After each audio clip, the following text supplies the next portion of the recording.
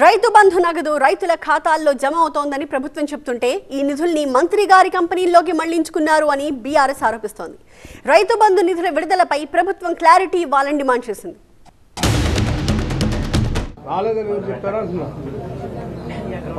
ఇప్పటికి already 1 acre ఉన్న వాళ్ళు అందరూ అయిపోయింది.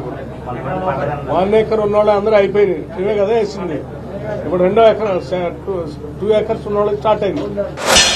ఇప్పటి వరకు రైతు బంధు పథకం కింద 6-7 ఎకరాలకు మేము పైసలు వేసేది మా ప్రభుత్వం ఉన్నవాడు. కనీసం ఇప్పుడు ఎకరం లోపల కూడా రైతులకు రైతు బంధు పైసలు వల్లే. మరి వాళ్ళ సోషల్ మీడియాలో నడుస్తూ ఉన్నది ఒకటి, నేను మొన్న కూడా గుర్తు చేసి నీళ్ళ గుర్తు చేస్తూ ఉన్నా. రైతు బంధు పైసలు ఈ 1000 కోట్ల రూపాయలు రైతుల ఖాతాల్లోకి రాలే కానీ revenue minister company Raghava constructions ఖాతాలోకి పోయినాయి అని చెప్పి సోషల్ మీడియాలో జోకులు నడుస్తున్నాయి. మరి అది నిజమా కాదా?